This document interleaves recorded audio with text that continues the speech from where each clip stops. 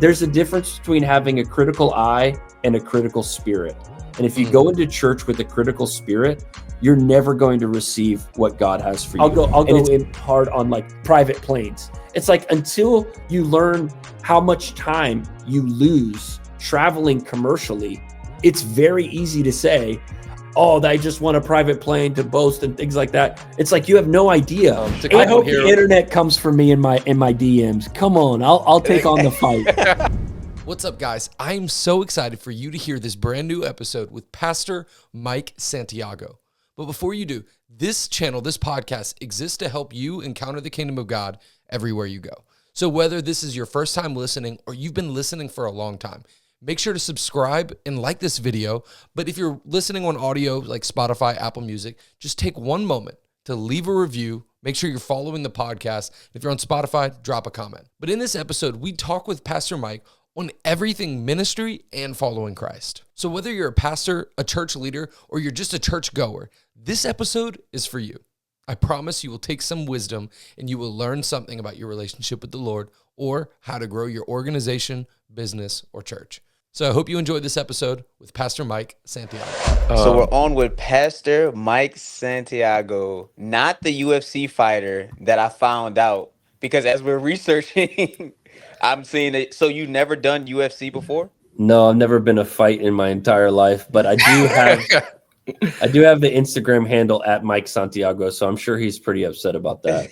Has he ever slid in the DMs trying to ask for like, hey, I'll give you $50 for the handle? I've actually slid into the DMs of the guy who owns MikeSantiago.com and offered a substantial amount of money in comparison to how much a domain name normally costs. And they still said no. So really? That's crazy. Yeah. Man. It's like internet real estate, man. Everything has a price, and the price for MikeSantiago.com is high. Hey, I guess that makes sense. But so ultimately, you are the pastor of Focus Church. So y'all are in Raleigh, and y'all have how many campuses? So we planted our church 12 years ago, and we're in Raleigh, North Carolina, in the Raleigh region. Okay. Basically, we're on a mission to put a campus within 15 minutes of every person in Raleigh. So we're trying to make Jesus accessible to everyone in Raleigh. And the way that we've done that is through a multi-site model. And so I preach at one location, and then it is broadcast to the other 4 locations. So we'll have a total of 5 locations starting this fall. Wow, That's awesome. dude, that's awesome. Actually, fun fact, there was a point in time so before I came and planted Chi Alpha at Southeastern, there was a moment where I wanted to go to Duke. Nice. But then ultimately, because that's where my brother went to college, I used to go over there a couple times a year to go to basketball games. But the Lord led us to Southeastern. So I would have been in your region, but I'm not. That's right. That's right. So how'd you get into ministry? Oh, you got it there. No, I was going to ask, Focus, how did y'all come up with that name? You know, action verbs are like very common for church names. Action verb church, random action verb church. Shout out Shama. Shout out random action verb church merch.com. And so I was with a friend, and we were a part of a ministry that was quite spread thin. They had 1,000 different ministries. So if you wanted to do something, you just had to have one meeting with the pastor, and he would let you do the ministry. So I feel called to underwater basket weaving with left-handed people older than 60. That's good. It became a ministry.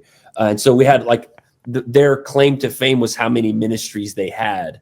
And we were sitting, it was Taco Tuesday, and we were over at their house, and I said, what if we just said no to almost everything? What if we had a church that was really focused? And that's kind of like how the word or the name, church name, came to be. It wasn't some mountaintop experience at some youth camp or anything like that. It was more like, can we create a place where we don't have everything for everyone, but we have the 1 or 2 or 3 things that everyone does need, and we say no to everything else. And so that's kind of where the name came. So then how do you navigate that in that thought process? Because, you know, the Bible tells us to be all things to all people. Yeah. But now we're going to like have our more succinct focus with it. So like, how do you balance or navigate that? Yeah, every time someone asks me like, hey, can we start a food pantry? I'll say, you know what? There's a great food pantry, and they dedicate themselves full time to being a great food pantry, and it's right down the road. So I'll tell you what, we're going to support them financially and we'll send a team to help them, but we're not going to house the food pantry from our ministry. That's kind of my answer for every time somebody asks, why haven't you done this or why haven't you done that? We have found that we are a really good church, and that's kind of what we're going to do. We're going to do church really good, and we're going to leave parachurch ministries up to the professionals. So a great ministry is like Teen Challenge, right? If somebody comes to me and says, hey, why don't we do a drug recovery ministry? And I say, listen, there are professionals doing great work right down the road in drug recovery. So that's kind of our answer most of the time. So ultimately, it's like you just want to say, all right, I'm going to keep the main thing, preach Jesus and disciple people. Yeah, I tell people all the time, where would you rather eat? A Golden Corral or a Ruth's Chris Steakhouse? And it's like, can you get a steak at Golden Corral? Yeah, but that's not what Golden Corral is known for. What Golden Corral is known for is the vast difference that you can get ice cream, shrimp, steak, meatloaf, all of the things, all under a heat lamp. But when you go to Ruth's Chris, they only specialize in one thing. They specialize in steak. If you don't like steak, go to Golden Corral. But if you like steak, that's what we're here for. It's not for everybody, but that's kind of what we have seen be the most helpful for us, is to not really we're trying not to make it complicated. We're trying to make it very focused. Yeah. No, I actually love that, because I feel like that's the temptation in ministry a lot of times, is I want to do everything. I want to be able to reach people in all of these different areas, but in the process, you become less focused and less effective where you are. Yeah, I always look at schools and I'm like, no school has ever decided to start a church. There's not Derrick, you're in education. You're not meeting with your principal and they're like, we should start a church here. Right. But for some reason, and we might start a school. We probably will start a school one day, especially after saying this out loud. But it's like, there's no school that sits in a room and says, why don't we start a church? Yet every church sits in a room and is like, why don't we start a school? Yeah. And then what eventually happens when you become distracted, and I'm not saying that every Christian school is a distraction by any means, but the tail cannot wag the dog. We have to be focused on mission, on reaching people who are far from Jesus. Yeah, that's beautiful. And then one more thing, just to kind of wrap it up, because this was one more thought I had with it. Do you feel as though there are people groups or demographics that don't get reached when that does happen, when we're so focused, I guess? Yeah, I mean, I would say that our church style is not going to be for everyone. That's for sure. I come from 3 generations of charismatic Pentecostal doctrine through the Assemblies of God denomination. And so we're not going to be for everyone. Even if we did everything, there's still going to be people who don't identify with our lack of liturgy, our lack of tradition, our abundance of hype. There's just not going to be a lot of people that identify with that. But I mean, we've seen so many lives change of so many different backgrounds, people who grew up Catholic, people who have never been to church before, people who are looking for something that maybe is a little bit more spirit-led, presence-driven. And that's kind of our niche, is like presence-driven worship and, Bible teaching and some charismatic preaching in there as well. Wow. Yeah. No, that's good. Yeah. Because I feel like it's tempting within the church realm to want to tailor to everyone. But it's like, hey, if you don't like this type of worship, we have another church down the street. There are so many. You can find your niche, wherever you need to go looking for it, for sure. Yeah, that's good. Yeah. No, that's awesome. And so ultimately, you said it was 12 years ago y'all planted the church? Yep. So how old were you when that happened? Yeah, I was 24 years old, 3 kids in diapers. I was working for $7.25 an hour at Panera Bread, and we knew nobody. Nobody promised us anything. I'm not a trust fund kid. We were youth pastoring in Florida. We moved to Raleigh. People ask me all the time, like, why did you choose Raleigh, North Carolina, of all the places you could have chosen to plant the church? And I was like, to be honest with you, the lady who showed us the apartment when we were looking, she said she wouldn't check our credit. And so that's just, I mean, I wish I had a deeper God moment answer for you, but we're like, if she's not going to check our credit, this must be the Lord. Praise the Lord. That's real, because I feel like so many times people are like, it's not that the Lord doesn't speak, because he does, but sometimes where God's calling you makes sense. Because actually, like when we came over to Southeastern, which is Hammond, Louisiana, there is nothing here. It made no sense originally on paper. And then we're looking, it's like, okay, we're about to have our first baby. My in-laws are going to be 25 minutes down the street. My parents are going to be closer. There's no ministry that's thriving on campus. Lord, is this you? Yeah. All right, let's be faithful and go. And we've seen God move in powerful ways. So that's cool. Yeah. He knows the desires of our heart as well, and he knows, sometimes in seasons like when we plant at 24 years old, you just have like a naive faith. Like if you told me that my child, one of my children is going to plant a church at 24, I'd be like, you're crazy. But when I was 24, there was no stopping it. We were called, and we did whatever we could. I remember like looking at people that were praying over their Panera bread, and I'm like, I don't know who they're praying to, but I'm going to get them over to my church. In the early days, you just do whatever it takes, to get people to your church plant. And so, yeah, we started in our living room. There's about 7 people, and things were tight financially. I asked my manager to not throw away the leftover bagels. I was like, don't put them in the dumpster, just set them next to the dumpster. Yep. So I'd clock out, I'd go behind the Panera bread, walk home with a bag full of bagels. So we don't go to Panera bread anymore as a family. You've eaten too much now. Yes, yeah. Our father wounds have been healed from that season. Wow. Yeah, There we go. Yeah. If somebody would have told you at 24 years old that in just 12 years you'd be pastoring the church you're pastoring now, would that have been something that you would have been like, you would have believed, or not at all? I was prepared to surrender to whatever the Lord had. I honestly thought I was going to be a community church pastor of like 200 people for the rest of my life.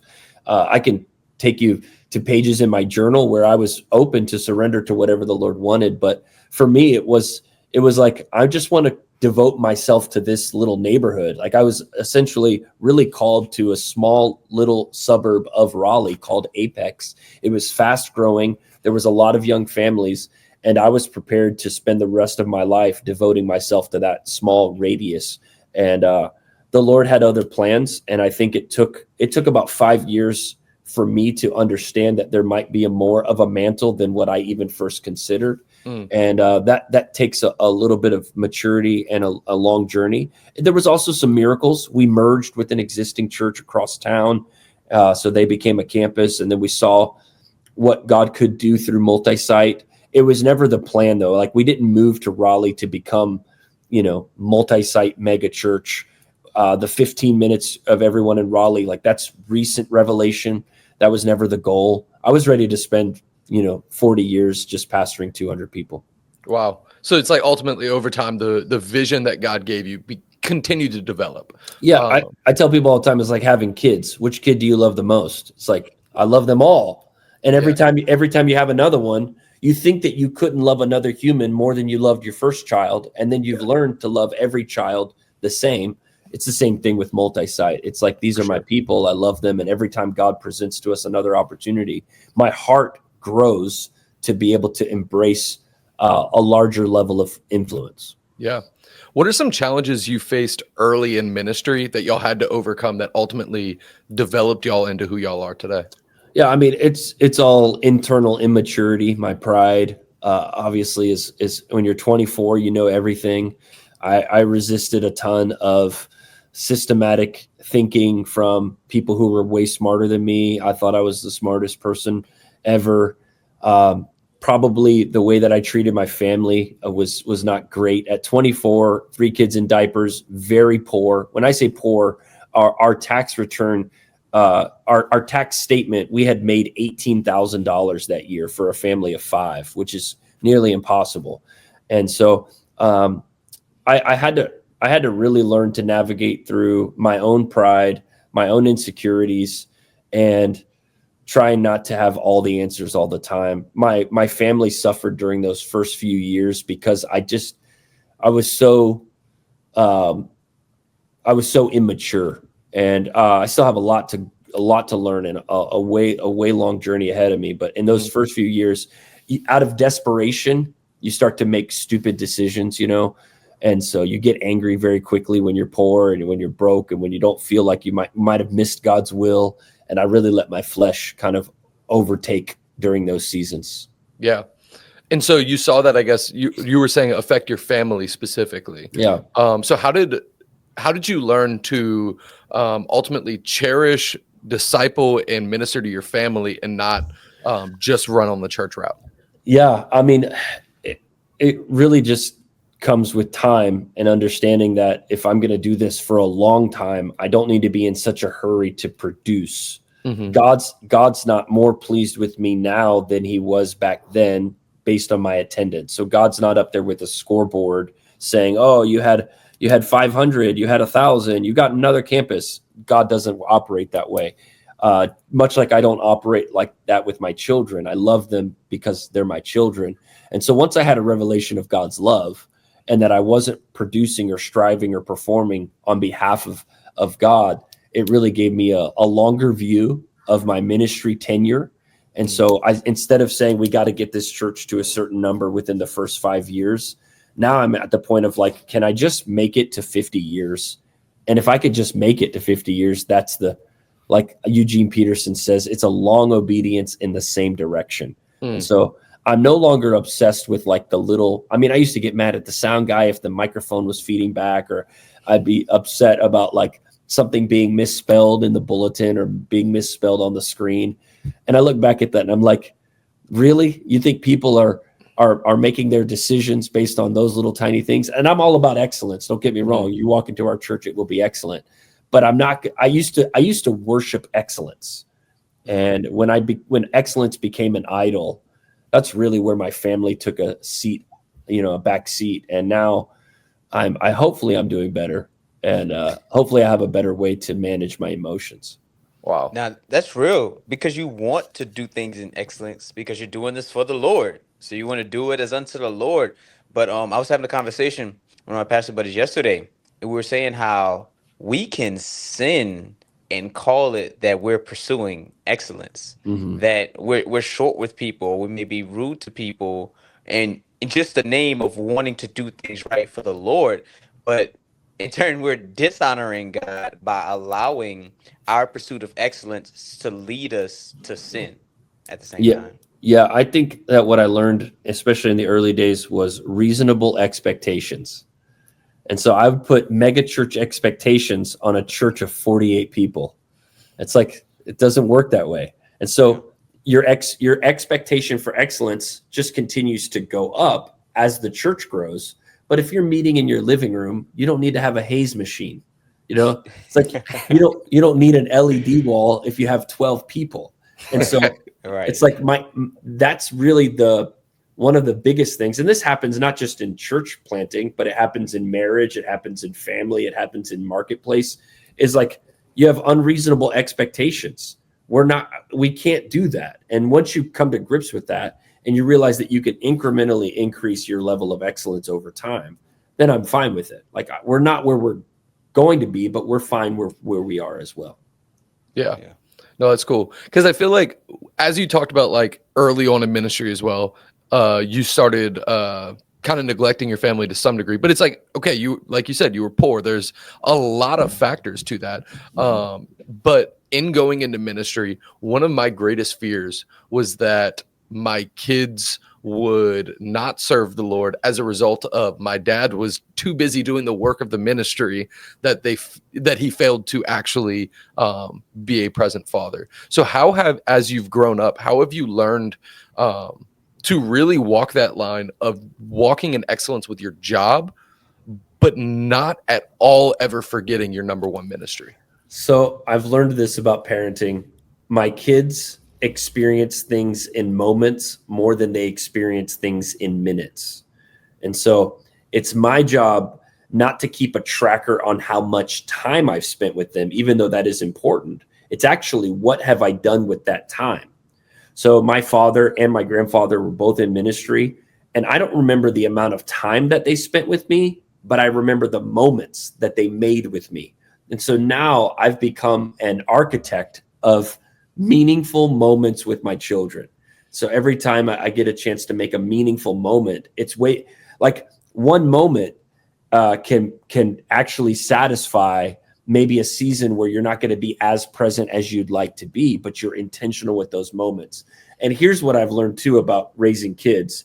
Kids are not raised in a day, they're raised daily. And so when you go to raise your children, just know that you're not going to fix a problem or adjust their expectations of you in one moment. It's going to take every single day, but it's really maximizing those moments and saying, hey, I saw that you were watching I saw my daughter watching a bass guitar tutorial on YouTube. And I was like, that's cool. I play bass. And she's like, yeah, I've been watching these bass guitar tutorials, and we have a program called Fine Arts. For those of you who don't know, it's like American Idol for churches and where kids compete. And so she's like, yeah, our bass player for our worship band won't be able to make it to Fine Arts. And so I'm learning how to play the bass. Well, I get on Facebook Marketplace and I went and found like a $50 bass, went and picked it up and brought back a bass guitar home. Now, what did I just do? I didn't spend an immense amount of time with her, but I made a moment where I said, I recognize that you're looking to develop a gift, and I'm going to invest into that gift. Same thing with taking my kids to school. I could let my son ride on the bus, but I've decided to make a priority our time spent in the carpool lane. So I drive him to school and pick him up as often as I possibly can. Why? Because I want to be there for the moments in life. And I've made some rules. I'll get real practical. I know I'm probably rambling, but one of the rules that I've made is I'll never be on the phone whenever my kid comes to get into the car. So if I'm picking them up from church, practice, school, and I'm on the phone call, I'll say, hey, I'm going to have to call you back. I hang up the phone. That way, every time they come into the car, they don't feel like they have to be quiet or they're in the back seat. And those little tiny intentional steps really do lead to intentional parenting. One other thing I'll say is there's a book by John Tyson called Intentional Father. It's very, very good. It's a little short read, and it really does walk you through how to kind of create moments, especially with your sons. Yeah. Wow. No, I appreciate that. Cause I mean, I have two sons, one's about to be 3, the other one's 6 months old. And so it's like, that helps me. Because I'm learning to balance that where it's like, I get really busy.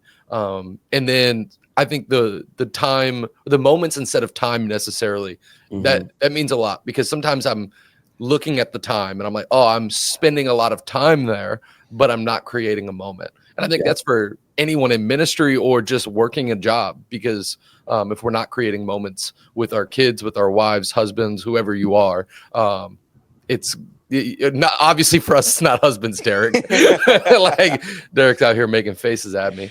But yeah. Kind of to wrap it up, I did want to ask though, you talk a lot about your kids. So then with your wife, how do you navigate those things well? Yeah, I mean, so one thing for sure is like with little kids, the demand on your time is so much more significant. My kids are all teenagers now. So one of the great things about them being teenagers is they all go to youth group on Wednesday nights. And so for us, Wednesday nights has become a sacred time at our house where we usually will order food in and just spend time together here at the house. I think we didn't have cable for the first 10 years of our marriage. Like we didn't have any streaming services, no cable. That's probably why we had our 3 kids within the first 3 years of our marriage. But and then up until just recently, we never had even a television in our room.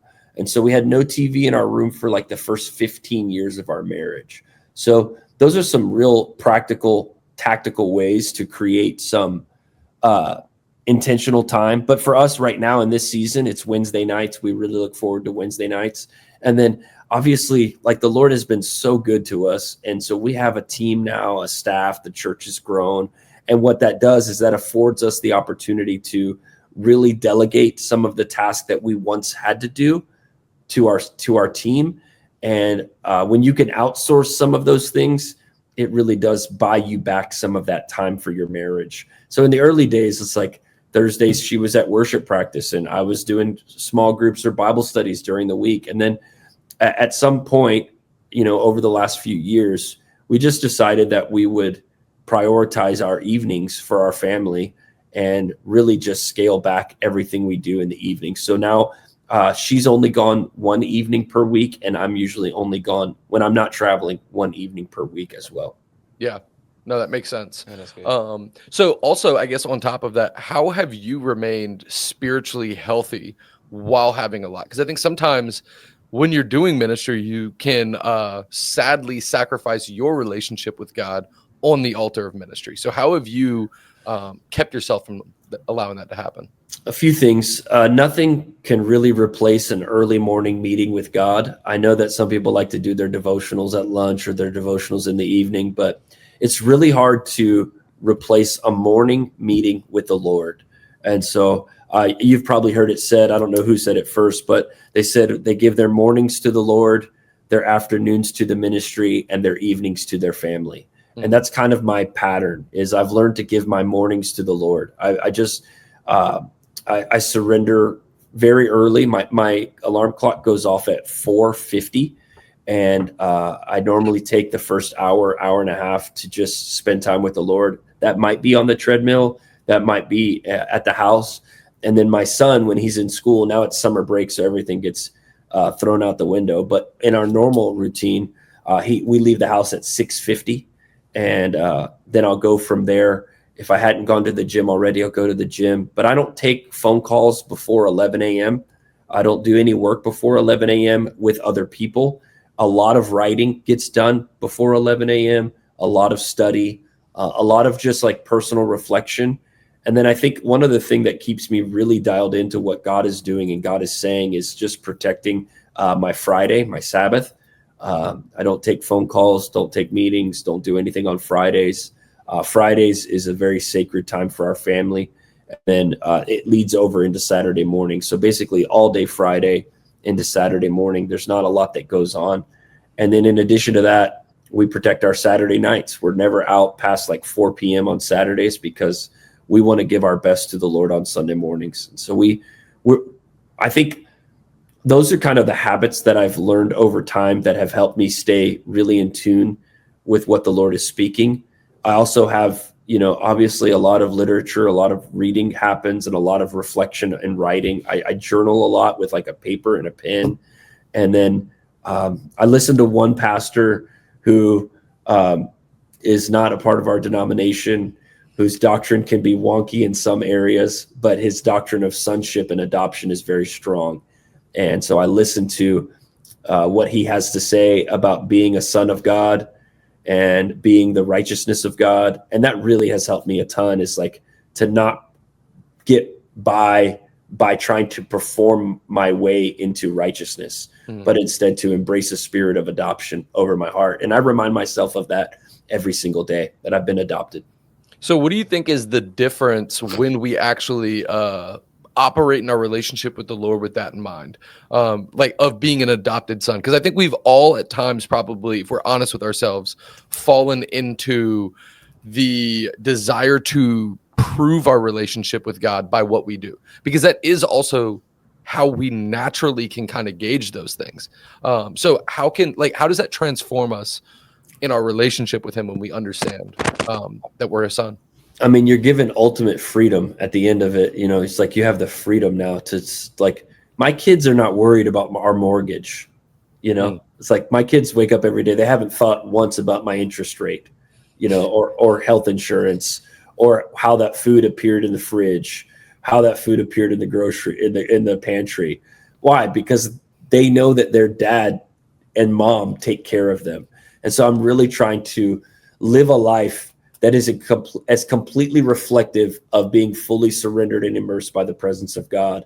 And when I live that way, then I'm not like, God, are you approving of me today? Do you really look at me, God? I got this many views on my sermon.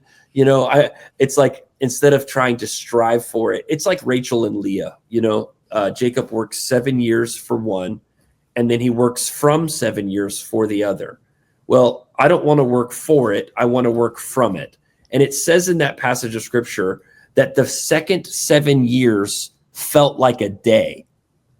And so what it does, when you already know that the prize has already been won, that the victory is already yours, that adoption has already been accomplished, then the long seasons or the hard seasons, they feel a lot less strenuous, because now I've had this revelation of God's righteousness that helps me navigate through the complexities of life. Wow, that's awesome. Yeah, because I know it's like it's easy to get lost in the task-oriented relationship with God, because it's like I think there's the dilemma a lot of Christians run into where it's like, all right, we're saved by grace through faith, but then James comes in and is like, yeah, but we have to have works, and so there's the fine line of like, how can we truly walk in what God's called us to do and not be just doing things to try to be a better son. But yeah, I think that means a lot. And then so on Instagram, you have an account that's just church growth. Yeah. So it's like it seems like you've dedicated a lot to helping other ministers and pastors grow their church. Yeah. Why is that something that you're passionate about, and ultimately something that you got into? Because you shared that wasn't even the goal or the intention. Yeah. So I kept getting messages. At the end of the day, it's like none of this has been like a huge revelation in my life. I just kept getting messages. We do one thing at our church called Party with the Pastor. It's on the first Sunday of every month.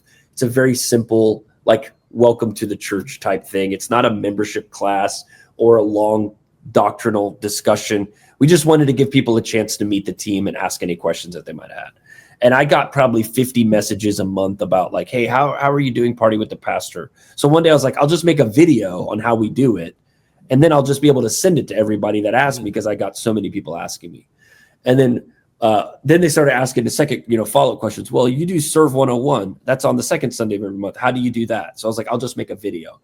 And now 5 years later, I've made 300 videos to help people in different areas of very practical ministry items. This isn't doctrinal or theological. It's very like hands-on, how to use Instagram, how to improve the live stream, how to go to 2 services, chair management, kids check-in safety, all of the real practical stuff you don't always get at Bible school. And so we just charge $197 for the whole year. You could get access to all 300 videos. And it has resonated with people. I write every single morning after my time with the Lord. I'll write a thought about church growth, and I'll post it from my notes app on that Instagram account. If you go through that Instagram account, it's nothing flashy, not high produced. It's literally screenshots from my notes app. And I think that what it's done is it's really just helped people in ways that maybe they don't have a safe place to talk about the practical side of church growth. There's not a lot of resourcing out there that's willing to say out loud, your live stream is bad. You need to use Instagram. People aren't going by your sign anymore. They're using their mobile device to find churches. And so I just said the quiet part out loud, and I've been doing that for 5 years. And so we're coming up on 600 subscribers, and then 15,000 on Instagram are all organic followers. And then about 7,000 people subscribe to our email newsletter. So it's been pretty cool to see that. And then along with that come invitations to do, one-day events and speak at conferences and things like that. None of what I teach is extremely mind-blowing, but what I'm helping people do is just strategically think about how an outsider interacts with the church. Yeah. And I think that's probably my main goal is like, hey, when someone reads that on your website, this is what it's communicating to an outsider. Yeah. No, I love that, because actually that's kind of a lot of the stuff I love. When I walk in a church, when I walk in our ministry, like all of these things, I'm thinking through strategically how to make this the place that people want to go. Not from just nerding out at Disney, just observing how strategic everything was, and he was like so amazed. Yeah, like looking at like the logistics of how things run at Disney World was like mind-boggling to me. But it's like bringing that to a church level of like, how is this an experience that people want to be a part of? Because it's like, for me, I'm on college campus. So how can I engage with college students in a way that they want to come to our events first and foremost, but also are like open to a relationship of like with us first, and then ultimately opening the relationship with the Lord. Because you said, man, getting churches to use Instagram. Because if we are going to be real, if you just look at just micro level within our denomination, Sure. of if I see your Instagram, I can probably tell you your demographic of your church. I mean, like, even if they have one, right? Like, yeah, or yeah. if it's updated, it's like not even if they, it's like, it's really bad. It's so like 96% of churches are under 200. So like the market is massive. And so what a church, so the program we call, it's called Break 200, you know, and so we're just trying to help guys get above this threshold that is very challenging to break through. And a lot of times it's not found in that they're called by God, they're preaching the Bible, they're singing the same songs. A lot of it is in their messaging. So the language that people use to communicate their church, they're like, we're a spirit-filled, faith-driven, you know, outreach center of the Most High God. It's like people literally, when they come to party with the pastor, they're like, what time is the youth group? Like, that's really like, they just want to know, like, people inherently aren't driven by these deep theological nuances that you and I and other ministers love to talk about. And what I found is that a lot of people build their church's website to impress pastors of other churches, or they build their Instagram to impress pastors of other churches. And it's like, that's not the goal here. The goal is, if I'm scrolling on my For You page and your church's ad comes up, are you using the right language that gets me to double click and to zoom in? Because if you're not, then I'm just going to keep scrolling. So we run an ad, a very, very funny ad, you know, where I literally, with my phone, it just says, finding a church in Raleigh shouldn't be this hard. That's the first words out of my mouth. Why? Because I know that people that are looking for a church are going through this immense struggle of like, is this the right one for my kids? Is the doctrine correct? Is the music all right? And so it shouldn't be hard. And at Focus Church, we're trying to make it as easy as possible for you to decide whether or not you want to visit our church. Let me share a few stories of people, you know. Yeah, no, that's so good. Because I was having a conversation, and it was like, sometimes we do things in the church realm to impress pastors. Like, we That's right. do that, and we love theology. And so then when we go to preach, we got this crazy theological point that ties in, and we have the cross references and then the Greek translations. And it's like, Austin would love that, you know? But like, the demographic that I'm preaching to, I remember I had an opportunity to preach at a youth service, but I'm thinking they're like high school age, right? So I get there, and so I want to show them something different. I want to show them something deeper. So I'm talking about the kingdom of God and what does that actually mean, and it's at hand. And then I get in there, and they're like 12 years old, and I'm like, bro, they're not gonna know what I'm talking about.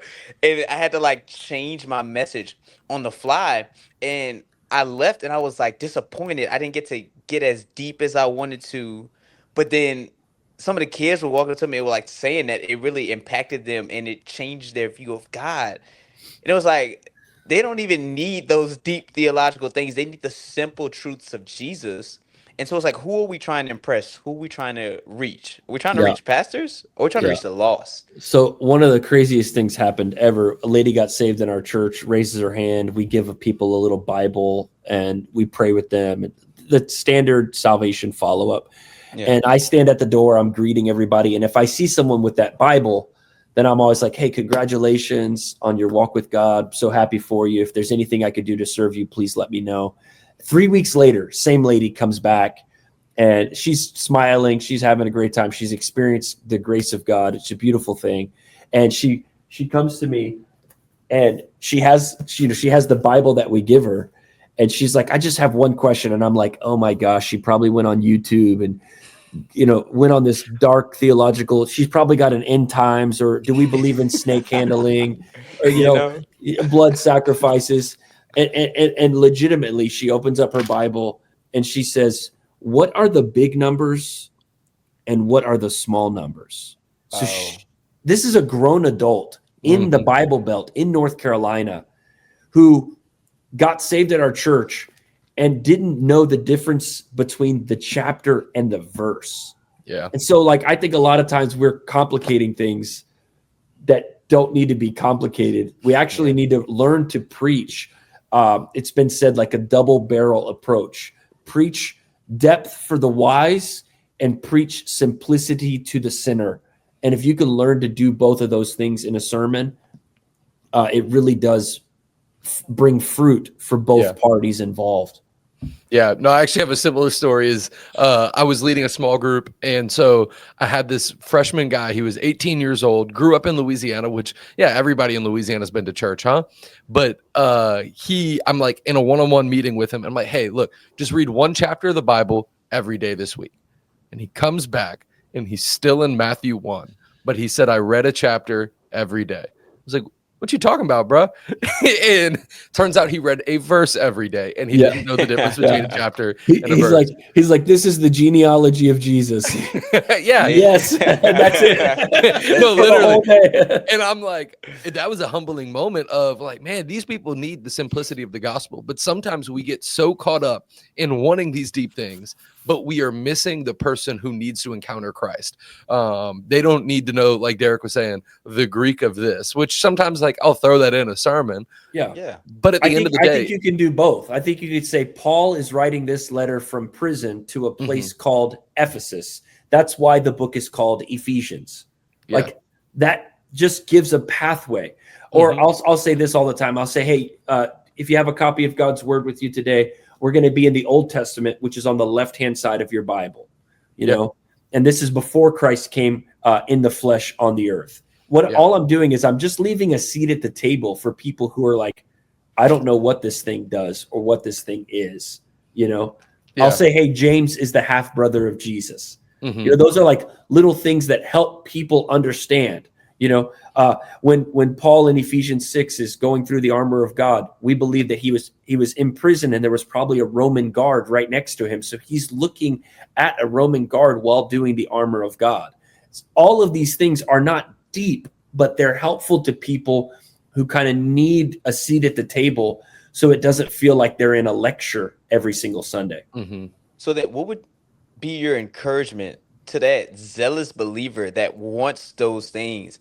And because I've struggled with that and being frustrated sitting in services where I felt like some of the stuff was so simple and I felt like the message wasn't tailored to me, if that makes sense. Like, yeah. So our worship is to God and not to the sermon. So I don't come to church for the sermon, even though I'm benefiting from the sermon. I don't even come to church for the songs, even though I'm benefiting from the songs. I come to church as an act of worship to the Lord. And what's interesting is no matter how simple a sermon or complicated a sermon, I can usually take away 1, 2, or 3 truths that I can apply to my life no matter what. And what I've always taken the posture of, I can learn from anybody at any time. And when I come to the Lord with humility and saying, God, just speak to me today. It's interesting. We get what we expect, right? It's like if we go into church saying, oh, this is a watered down preacher. This is too many props, you know, too much of the big 3, skinny jeans, haze machines, big screens, too much. wow. It's like, if you go in with that, so there's a difference between having a critical eye and a critical spirit. And if you go into church with a critical spirit, you're never going to receive what God has for you. And it's interesting. I can rarely recall an entire sermon or a message, but I can almost always point you back to a moment where God revealed himself to me at a service. I don't even remember the whole sermon. I just remember my openness and willingness to receive from the presence of God. I mean, shoot, sometimes I don't remember what I preached 4 weeks ago, and I preached it. That's right. That's right. I'll look at my notes. I'm like, oh, yeah, I did preach this. That's right. People will come up to you afterwards and they'll say, man, that word was just for me when you said that part about that. And I was like, I never even said that, you know? Yeah. No, that's beautiful. So then I did want to ask, so because like you said, you like 200, that was your goal, you know, just to live in that small church community. So how do you manage or how do you navigate still having that fellowship, that closeness within a body of believers, but now being at a mega church level? Like, what's your goal or what are you intentionally looking to do to make sure you're still able to create that community? Yeah. So every campus is assigned a campus pastor. So I have, what's happened in my life is very simple. I started off as an evangelist, meaning like the gift of evangelism. I preached the gospel, won the lost, saw lost people get saved. And then once the church started to grow, I moved into shepherding. So under 200, I became the chaplain. I was at every birthday party, all the premarital counseling, all the hospital visits. And then in this next season of my life, it's almost more apostolic. I don't call myself an apostle, but what I've learned is that as I've grown from evangelist, I wouldn't even say grown. I've moved from evangelist, reaching the lost, planting a church, to pastoring after pioneering the work and establishing the work. Now that I've established the work and I've built up sons and daughters, I can now be the apostolic leader. And I see myself as that. I don't call myself Apostle Mike by any stretch of the means, but my function in the church is no longer chaplain, shepherd, or evangelist. My function is primarily apostolic. So I'm caring for the people who care for the people. And I'm still in the lobby. I'm still remembering people's names as often as I can. I'm still shouting out people on Facebook. I'm still golfing with people in the church. But for me, I understand that my assignment in this season is primarily apostolic in nature, meaning I'm giving the church over, the shepherding of the church over to the campus pastor. And if you've ever done pastoral ministry before, you know this. Preparing a sermon is a full-time job. Preparing a sermon every week takes about 40 hours. And then when you add caring for the people and caring for the flock, no matter how big or how small the flock is, that's another 40 hours.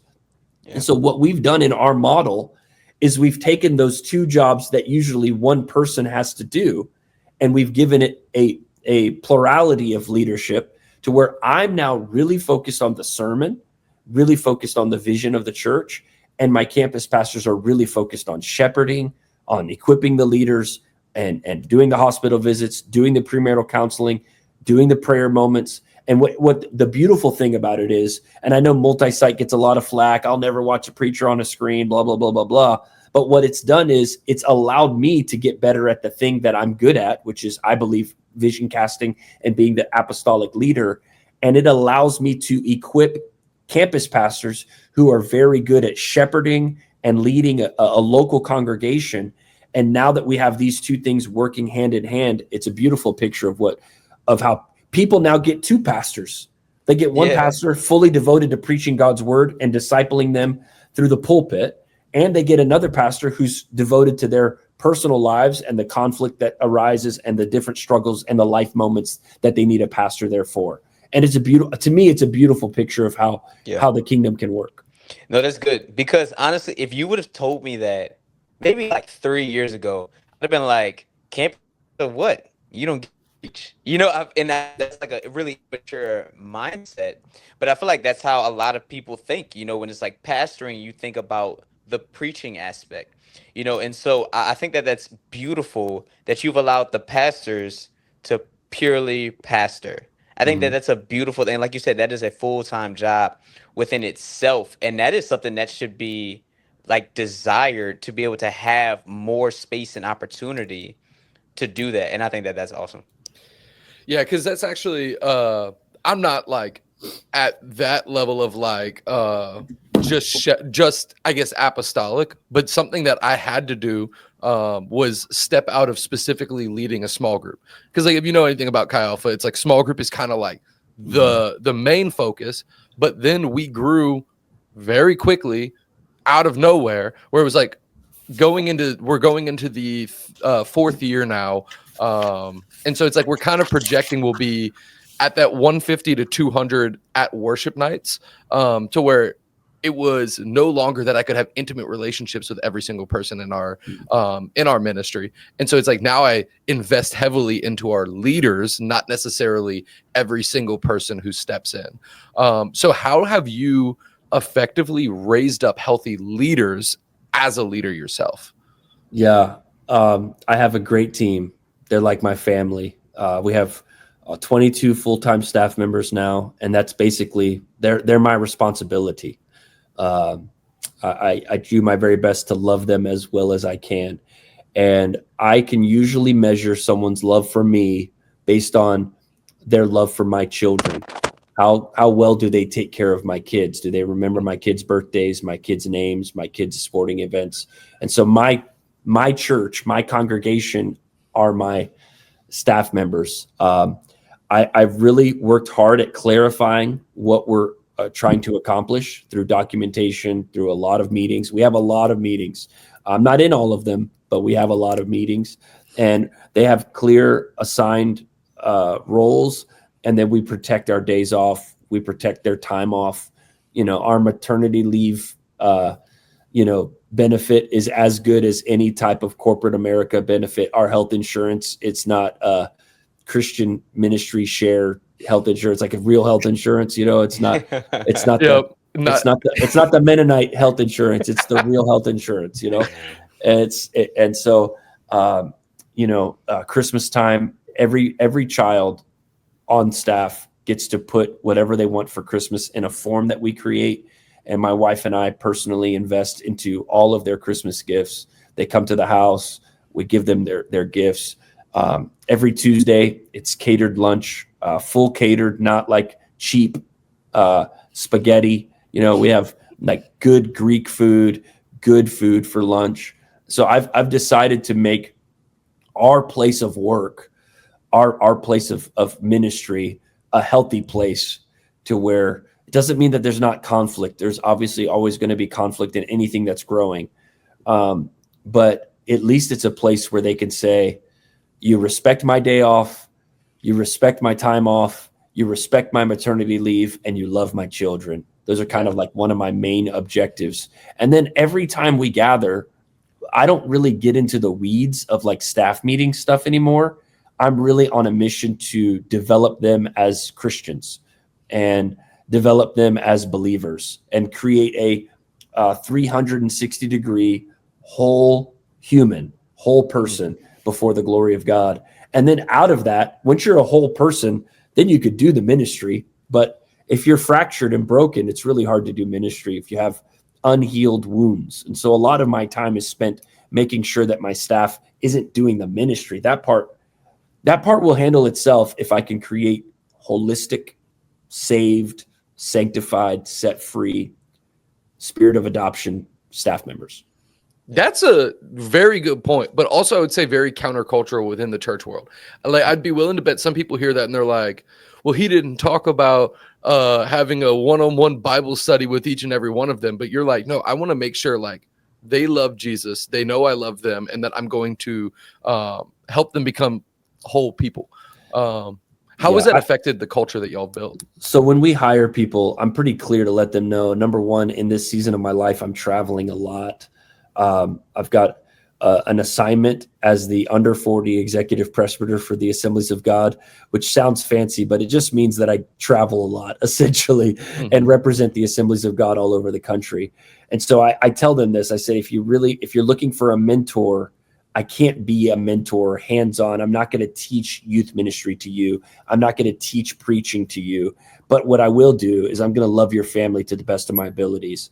And what I've discovered is at the end of the day, people's roles can change, their positions or titles can change, but their role as father or mother to their household doesn't change. So I'm trying to equip the parts of them that never change. They're always going to be believers. They're always going to be husbands. They're always going to be wives. They're always going to be sons and daughters of God. So we have a 4 value list that I go through, and it just falls on every Tuesday that I'm in town.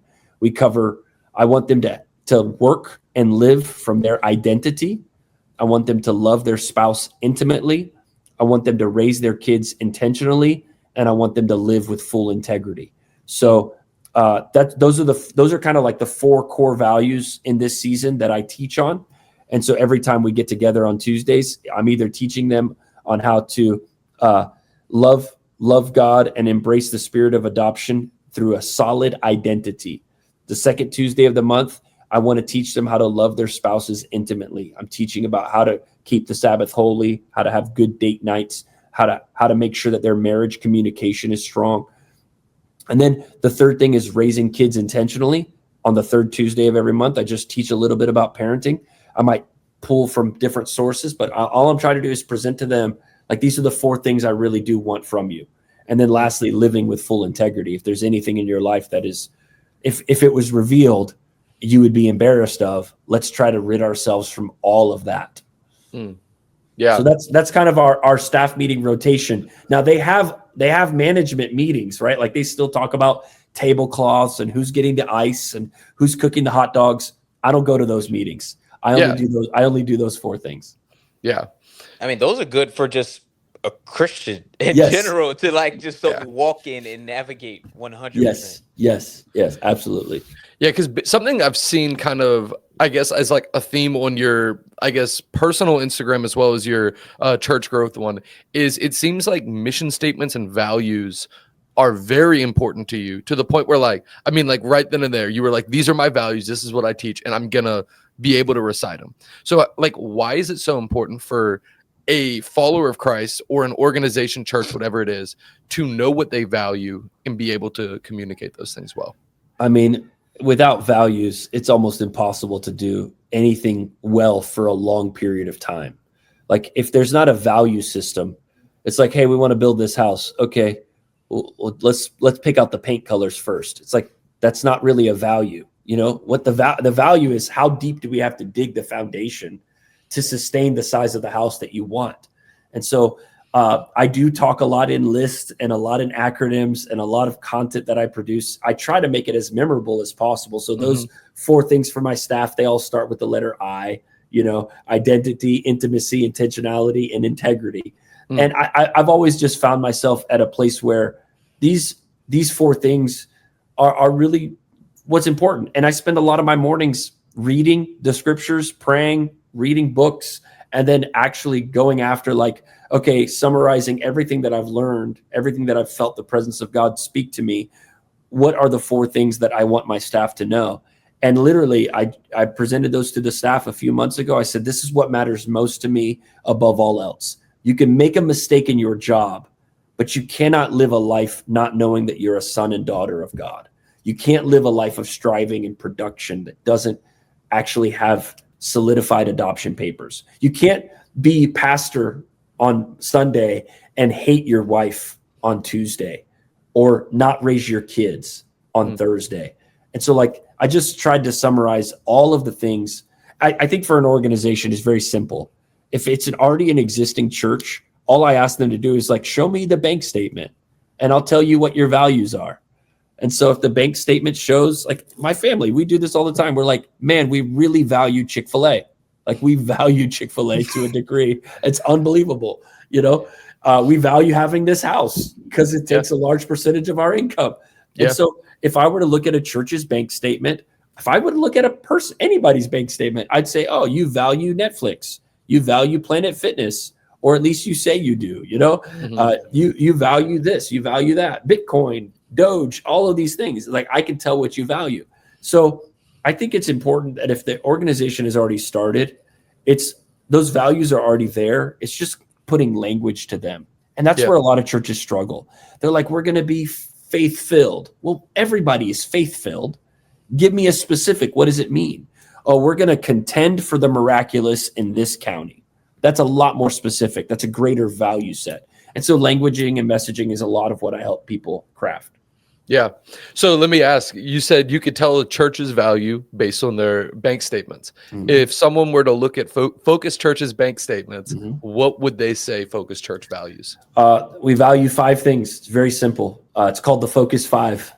We value God encounters on Sunday. So you're going to see buildings, equipment, facilities, God encounters. We facilitate God encounters. The temple.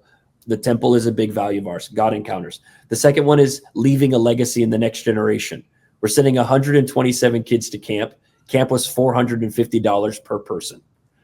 Okay. We're sending 100 to fine arts. It's $1,500 per kid to take them to districts and nationals. So you're looking at 6 figures in 2 events, 2 weeks. You're looking at over several $100,000 spent in transportation, food, things like that.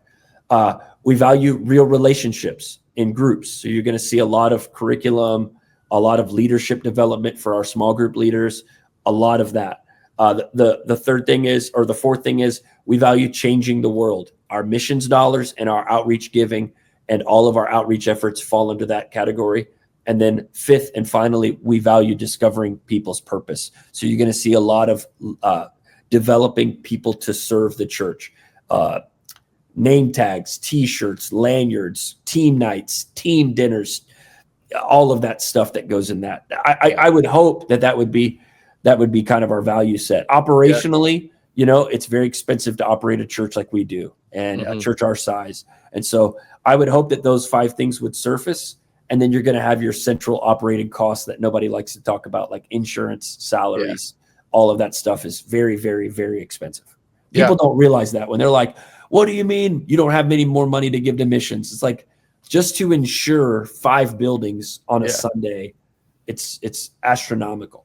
Yeah, no, that's something that I feel like a lot of times we can be very judgmental of. Like we, as in people, of looking at an organization or looking at other people and making assumptions about their motives. Like I remember as a college student looking at our campus pastor and being like, why does he do these things? Like, why aren't these things happening? And I'm like, these things are expensive to run. This is expensive to do. Like, I remember thinking like, oh, like the ministry is trying to make money on these retreats. And then I start hosting retreats. I'm like, bro, we're losing money. I just want you to be there. I tell people all the time, do you know when I was the best lead pastor? I was the best lead pastor when I was the youth pastor. Because I thought I knew everything. I'd be like, why is he doing that? What? And then what you realize is when you sit in the seat of being in charge, there's another atmosphere, and decisions have compounding collateral damage that until you become the leader, you don't even know about these things. It's like parenting, right? When was I the best parent? Before I had kids. It's like, I'd never give my kid an iPad. My kid will never have internet connection. I'm gonna spank my kid in the middle of the Target parking lot. It's like, and then you have a kid and you're like, here's an iPad.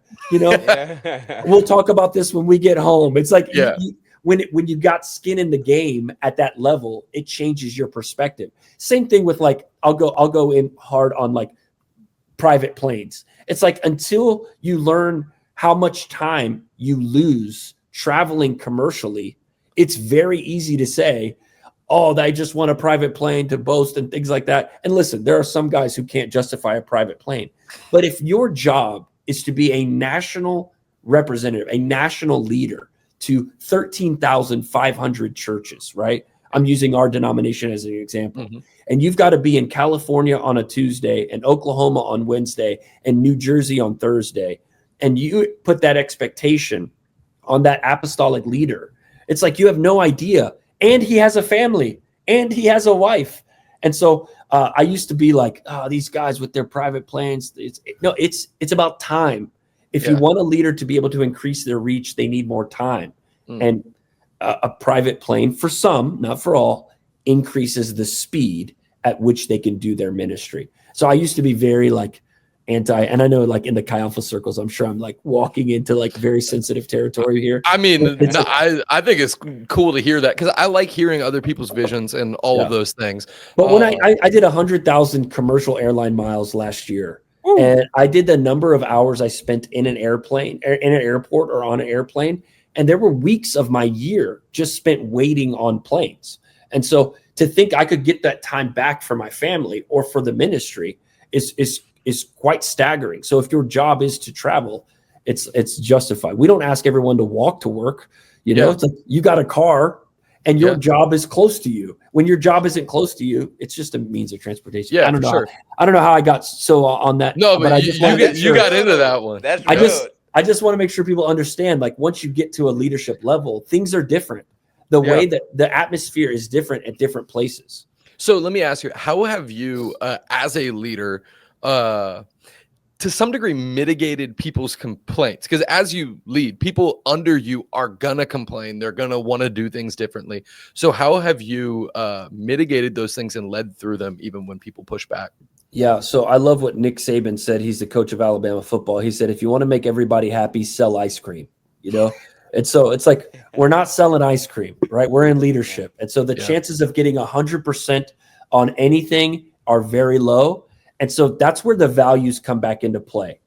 Are we encountering God? Are people getting in real relationships? Are we leaving a legacy for the next generation? Are we making a difference through outreach and missions? And are people discovering their purpose? those are our church's 5 values. If anything we do is in conflict with those values, then we shouldn't be doing them. And if you have pushback on anything, but they fall within the 5 values, I just tell them this wasn't just my idea. This is how it's like the 16 fundamental truths. It's like, those are our doctrine. You knew that before you signed up to be a minister. That's what we believe. And we've believed that for 104 years or however long it's been. And so we don't get to decide on everything. We only get to decide on some things. And so I'm very careful I always listen, but I can't be over empathetic when you know that there are rules already established. And so I'm pretty clear, like, we're going to do video venue until we don't feel like God's called us to do video venue anymore. And I get it all the time. I just can't watch my preacher on a screen. Well, guess what? When they're in the room with me, guess where they're looking? On the side screens every time. Yeah, and so it's like, true. I'm like, it's not that you don't believe in video. It's that you have this preconceived idea that you have to have the pastor in the building. And it's interesting because everyone watches me on the screen at every location, even the one I'm in live. It's like they're sitting on the front row like this. Every time. If you look at go to any event you go to that has image magnification on the screens, you get a closer view of someone's face. You get a more understanding of the facial expressions. It's a more intimate connection. And what it's interesting to me, in a world where we live on our screens, I get pushback for being on the screen. Bro, I used to do that. I remember one time, girlfriend at the time, we went to church together on a Sunday, and it was one of the churches in Lafayette, and we walked in, and they were doing a simulcast from the main campus. I was like, oh, we could have skipped church this week if I would have known they was going to do that. It's funny, but a lot of people may have that perspective when it comes to that. And so, but we just have to be able to persevere, and press through those difficult things. And if you don't like it, go to another church. That's right. That's right. Yeah, for sure. So as we close, I want you to answer 2 questions. So one, I want you to give just one piece of advice or wisdom to the Christian, the non-pastor who was just trying to love Jesus and serve him well. And then second, I want you to give a piece of wisdom and advice to the church leader, pastor, on what they, just ultimate wisdom on that. Yeah. So I think for every believer, we need to understand the time horizon of our lives is short in comparison to eternity, but long here on earth. And so the younger I was, the more I thought I needed to accomplish early on. And what I'm realizing more and more is that my life is going to be decades of compounding interest of time spent with the Lord.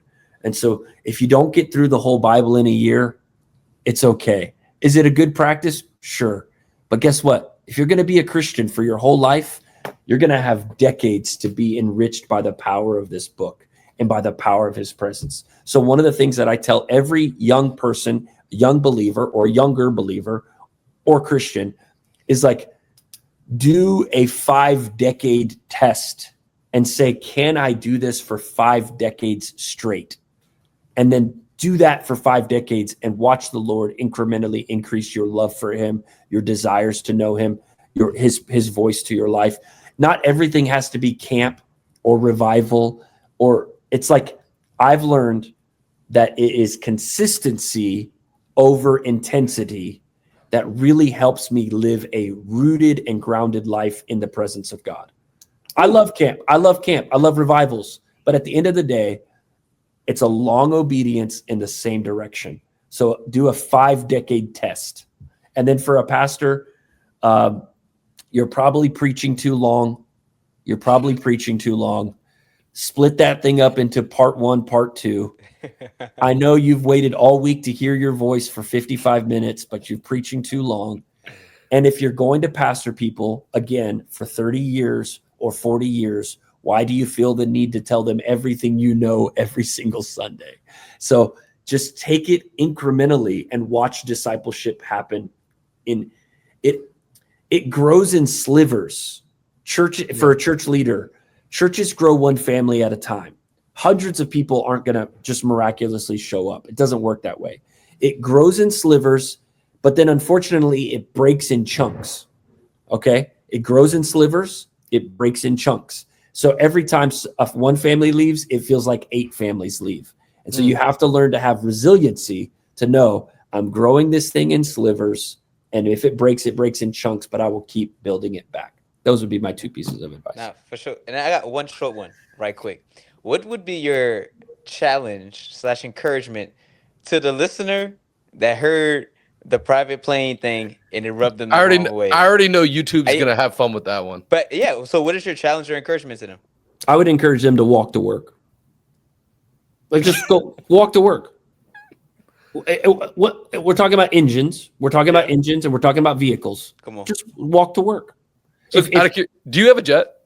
No. Okay. Not yet. Oh. But hey, you looking on Facebook? No. Oh, every time. If you travel as much as I travel, Yeah. you start to really do the math. Yeah. You start to do the time math, not the cost math. I cannot afford a jet. Let me be very clear for my grandchildren that will watch this in 50 years. I do not have jet money, but I see a lot of people from the nosebleeds looking down at people saying, how in the world could they justify that? And the more I travel, the more the Lord uses me, the more I have to work for the Lord, the more I'm realizing that with great responsibility comes great need for speed. So walk to work. If it rubbed them the wrong way, just walk to work. Hey. You drive to work. Why do they drive to work?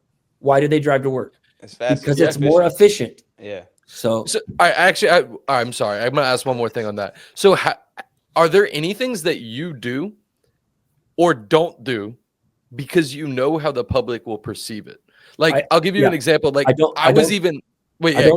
don't drive a new car. My car is every car in my driveway is completely paid for. No car is on loan. And the truck that I have is a 2013. So it's 12 years old. Yeah. Because that's something that when I was buying a car, I was like, I got a Toyota Highlander used with 60,000 miles.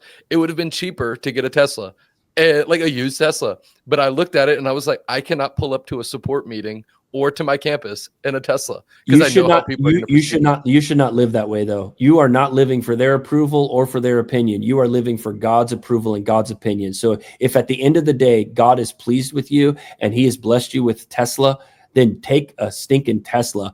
I refuse to have a car payment for financial reasons, not really for perception. So my wife is very uncomfortable sometimes when I post pictures of our backyard. We have a pool, and the thing's nice. I've seen it on Instagram. It's so nice. It's so nice. And you know what? Why should I be afraid if God has blessed me and I've worked hard? It's like I'm not boasting in it. I'm just thankful for it. And every time I'm thankful for it, I tell people that I'm thankful for it. I would say that what's the opposite of the prosperity gospel? That would be like, gospel. I just don't want to be that. I've been there. I think that's another thing too, Derrick, to your point, like rubs them the wrong way. I've been poor. I've ate leftover bagels from a dumpster to feed my family, legitimately making $7.25 an hour. And so now that I've seen God's faithfulness and God's hand, it doesn't mean that I continue eating bagels out of a trash bag. I'm responsible. I'm not irresponsible with my money, for sure, but my life has been blessed. And I just find that if you do the same thing for a really long time, the Lord will eventually bless you. And if you don't want to go to Golden Corral anymore, you ain't got to go. You don't have to go. I don't like Ruth's Chris either, by the way. I don't like Ruth's Chris either. Yeah, man. Nah, that's real. I really appreciate you taking out the time to come I hope here. The internet comes for me in my DMs. Come on, I'll take on the fight. That's gonna the YouTube thumbnail is gonna be Pastor Mike Santiago wants an airplane. I'm not actually gonna do that. I honestly do look at it all the time, and again, it's like when you get to this time space, it's like at some point you need to time travel, but. I do not have a plane. Let the record show I don't have a plane. I'm not even close to plane money, but it's fun to look. Hey, yep. For sure. No, look, I respect it. But yeah, this was fun getting to talk with you. I mean, I see you on the Facebook under 40 group all the time. See you on Instagram. So I figured I was like, let me reach out and see if we can get them on. So I appreciate you having me, man. I'm really blessed by the ministry of Chi Alpha. I know how hard you guys work, and we produce a ton of global workers from Chi Alpha, and a ton of marketplace ministers come out of Chi Alpha. So there's immense value in the ministry of Chi Alpha, and I'm excited because I know that the best days are yet to come for Chi Alpha. Man, it's I so appreciate good to hear that. somebody say something positive about Chi Alpha. For Trust me, I know. Trust me, I know. I don't Google it. Just listen to what I just said. Okay. I mean, like, I'm not even gonna dive into that. But then even Chi Alpha wants to come. We can have a whole nother show. A whole nother show. Yeah. Oh, I know. As an executive presbyter of all the ordained ministers under 40, I have been in rooms where nobody wants to be in to some of those challenges. And so if you're still faithful and strong, I just want to commend you for that, because I know it's been a hard mountain to climb.